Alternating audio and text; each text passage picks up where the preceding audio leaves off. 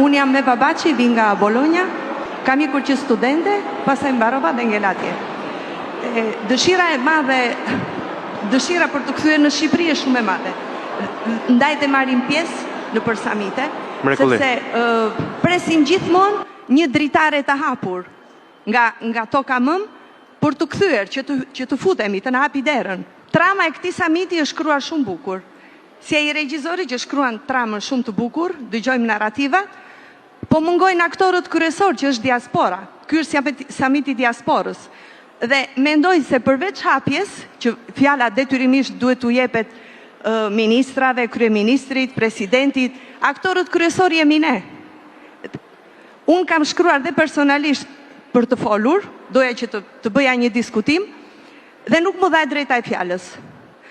Kështu që duhet i mbarojmë këto filmat e bukur, që ne vetëm dëgjojmë, po ne aktorët kryesor nuk kemi të drejtën e fjalës. Kjo është njëra. Si puna ime që kemi, unë kam mbaruar 3 fakultete në Bolonjë, kam 2 specializime, si unë dhe shumë të tjerë këtu që vim nga Bologna. Po. Kemi kërkuar shumë herë dhe kontakte të hymë, të japim kontributin tonë, sepse unë punoj 14 orë në ditë në kuesturën e Bolonjës, në shërbim të një shteti të huaj, po unë mund të bëj dhe 20 orë, po për vendin tim, dhe jam në vendin tim, sepse kam investuar unë për përgatitjen time, nuk ka investuar Shqipëria. Kjo është gjë e parë. Nuk kam vend ku të flas. Me shumë knajsi. Absolutisht, patjetër. Për ndryshe, ne ngelemi vetëm numra.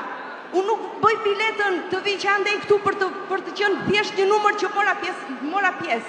Nuk funksionon kështu. Ju jeni largë realitetit, flas për politikanët. Jeni largë realitetit. Ju nuk jeni afër me ne. Ne duam të kthehemi në vendin tonë.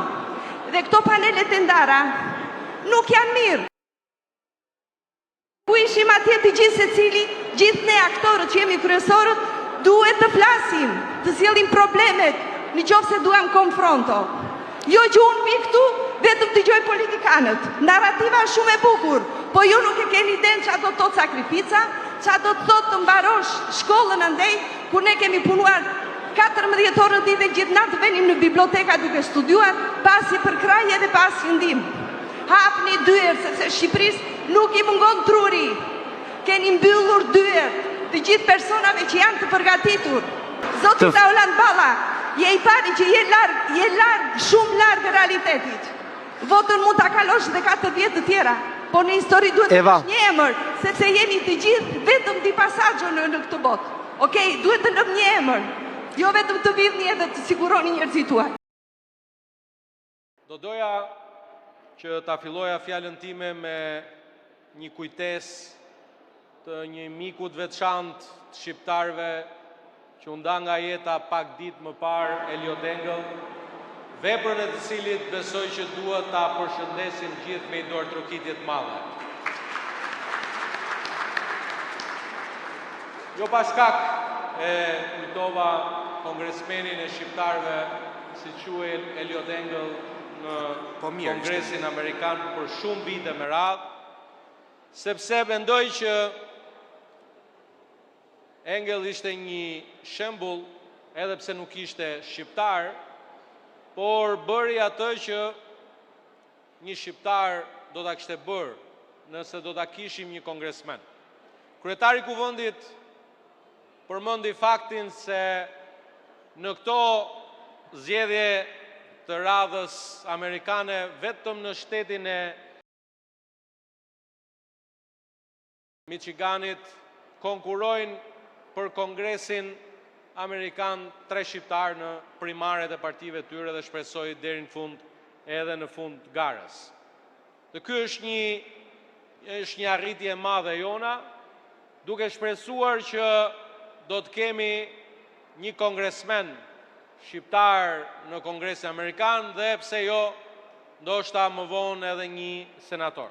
Ndërkohë që në këtë sallë të zbukuruar sot, kemi një numër të konsiderueshëm shqiptarësh të cilët janë të zgjedhur në pushtetin vendor apo dhe në parlamente të vendeve ku shqiptarët jetojnë, në 35 prej tyre që sot janë përfaqësuara në këtë samit. Shoh Ervin Ramaliun, i zgjedhur vendor, i cili mban edhe shiritin e nderit me flamurin italian dhe poshtë ka edhe kravatën me flamurin shqiptar. Çohu ta shohim çika të mos e mbaj fshehur flamurin. Tregoje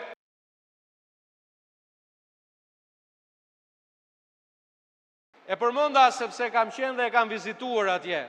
Është një shembull i mirë se si një shqiptar i zgjedhur në një organ të pushtetit vendor në një prej komunave të Italisë Veriut, është edhe si një pikë reference për gjithë shqiptarët që kanë një hall apo një problem në atë zonë.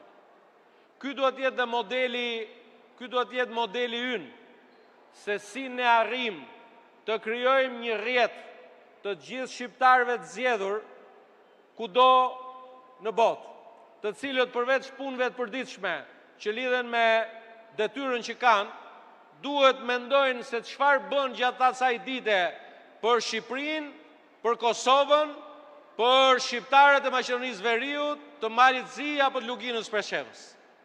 Sepse kjo është modeli që në fakt nuk po e shpikim ne. Vende tjera që nuk dua t'i përmend e kanë diasporën e tyre, avokatin më të mirë dhe më të madh të çështjeve tyra kombëtare.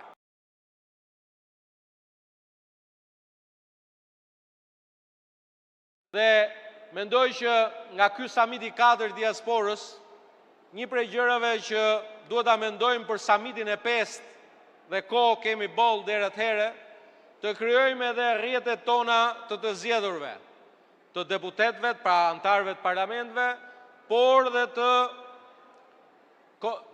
antarëve të grupeve të këshilltarëve në të gjitha njësitë e qeverisjes vendore.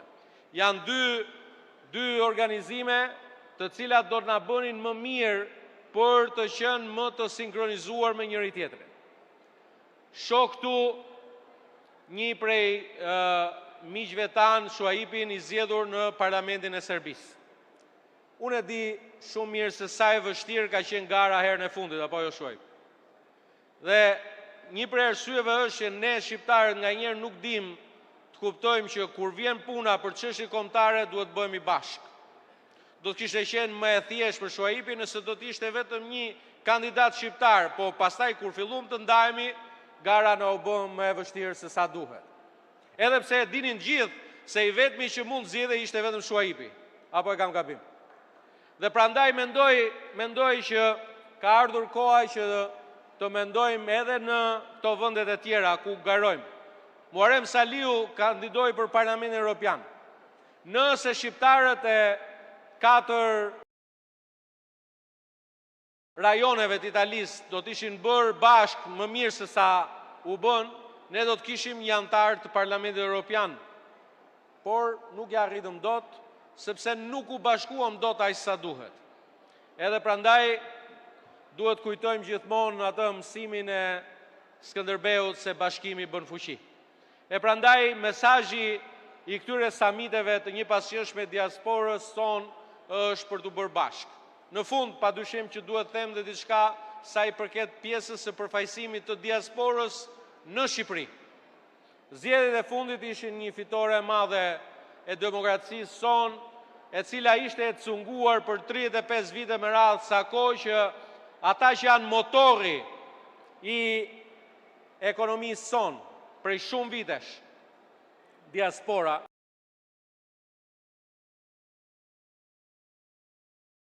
nuk merrnin dot pjesë në zgjedhje.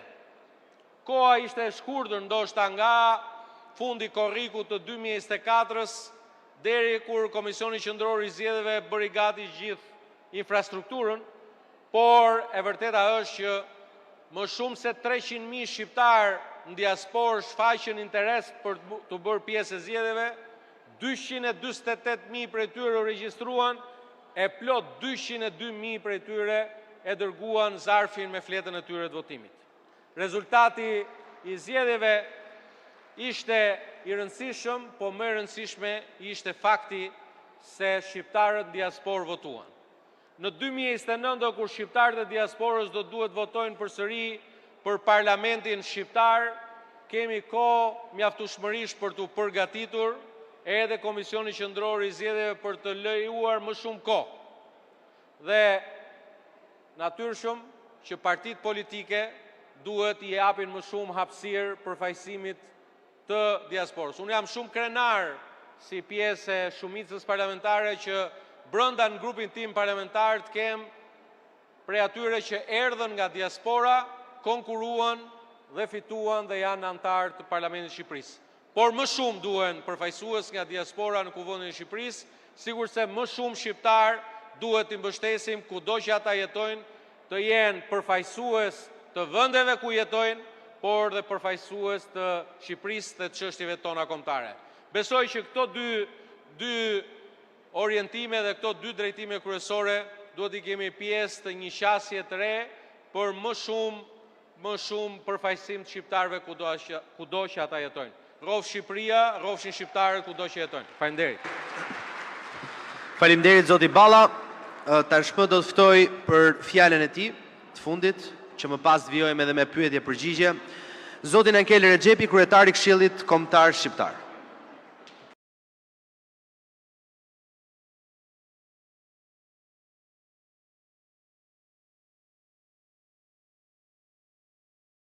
Nderuar kryetari i Parlamentit të Republikës së Shqipërisë, nderuar kryetari i Parlamentit të Maqedonisë së Veriut, nderuar zëvendës kryeministër të Malit të Zi, nderuar deputeti Balla, të nderuar bashkombas. Në arkitekturën e fjalës politike ka nocione që nuk janë thjesht për kufizime, por orientime. Kur flasim për diasporën, flasim për një realitet të largët. Flasim për një pjesë jetike të kombit tonë. Diaspora është forcë kombëtare. Ajo ruan identitetin, gjuhën dhe lidhet me atë dheun edhe larg kufive. Diaspora është edhe forcë ekonomike. Ajo ka mbajtur dhe vazhdon të mbajë gjallë familjet dhe zhvillimin në vendet tona. Diaspora është edhe forcë sociale. Ajo ndërton ura, krijon mundësi dhe përfaqëson kombin tonë në arenën ndërkombëtare. Por për ne, shqiptarët e luginës së Preshevës, diaspora është edhe më shumë se kaq. Ajo është mbështetje, është zë dhe shpeshherë është shpresa për të ardhmen tonë. Shqiptarët e luginës së Preshevës janë një komunitet autokton në Serbi, për të cilin demokracia përfaqësuese mbetet një sfidë në praktikë.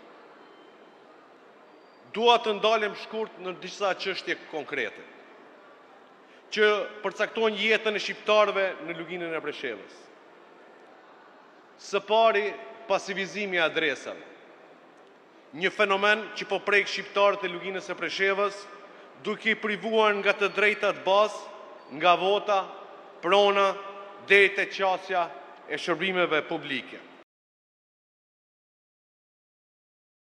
Përmes këtij procesi administrativ, në praktik po ndodh një zvoglim i pranisë së shqiptarëve në regjistrat shtetëror, i cili prodhon pasoja e si pasojë po ndodh pastrimi etik përmes mjeteve administrative. Kjo praktik kërkon trajtim urgjent dhe serioz institucional. Së dyti, mosnjohja e diplomave. Një i ri që diplomon në Kosovë kthehet në luginë dhe përballet me një realitet të padrejtë dhe shumë të hidhur. Diploma e tij nuk njihet nga shteti serb. Pra kemi plot 18 gjenerata që nuk i njihen diplomat dhe ata detyrohen të emigrojnë. Mosnjohja e diplomave nuk është një mosmarrveshje teknike. Është një embargo ndaj së ardhmes. Është ndalimi i mobilitetit real për një brez të tërë. Është një ndërprerje e vimësisë dhe dijes e dinjitetit. Në një botë ku diploma është qelësi i integrimit, këtu në luginë të Preshevës ajo kthehet në dëshmi të përjashtimit. Së treti, ekonomia dhe mbijetesa. Gjendja ekonomike nuk është e thjeshtë në Luginë të Preshevës. Është një iniciator zhvillimi, është faktor i shpërnguljes. Pra Presheva ka mbi 75% të papunësisë. Sipas statistikave zyrtare të Serbisë, renditen ndër komunat më të varfëra në Serbi. Ndërsa së katërti janë marrëveshjet. Pala shqiptare që qeverisë në Luginë të Preshevës ka 3 marrëveshje të nënshkruara me qeverinë e Serbisë. Por asnjëra prej tyre nuk është zbatuar edhe pse ishin nënshkruar para faktorit ndërkombëtar. Kjo dobëson besimin dhe vën në pikpyetje seriozitetin institucional të vendit. Së pesti, bllokime i fondeve nga Republika e Kosovës dhe Shqipërisë.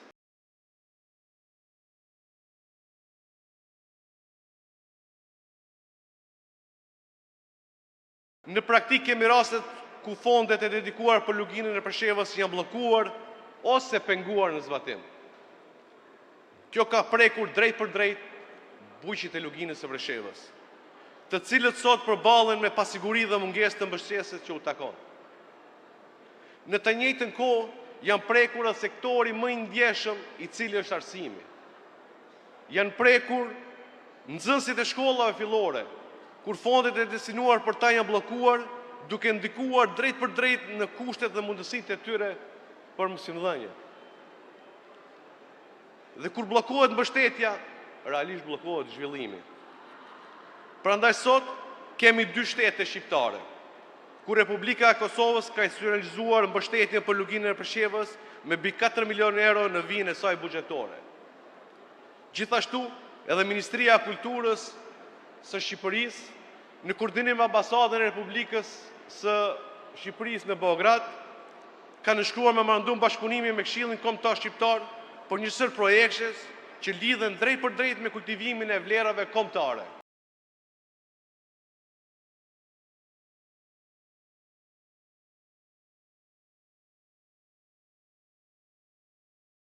Në të njëjtën kohë, më lejoni të bëj një thirrje të sinqertë për të gjithë ata që na dëgjojnë apo dhe që janë prezente. Në çdo takim, në çdo tryezë dhe në çdo vendimarrje, mbajini në zemër Luginën e Preshevës dhe Sanxhakun. Bëuni zëri tyre kudo ku vendoset për të ardhmen e rajonit. Por duhet të jemi qartë. Ruajtja e identitetit nuk mund të zëvendësojë garantimin e të drejtave të njerëzit. Prandaj, kërkojmë ndalimin e pasivizimit të adresave, njojje të diplomave, mbështetje të barabartë ekonomike dhe zbatim të marrëveshjeve. Sepse në fund, një qytetar pa adresë, një i ri pa të ardhme, një bujk pa mbështetje, shkollat shqipe pa libra dhe marrëveshjet pa zbatim,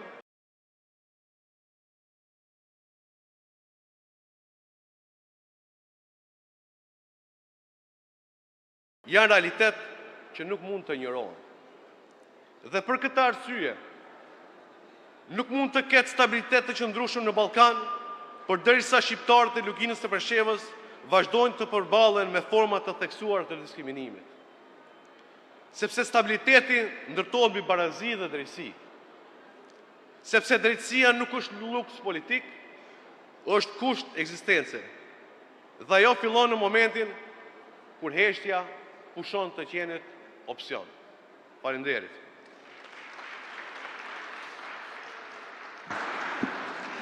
Faleminderit zoti Rexhepi.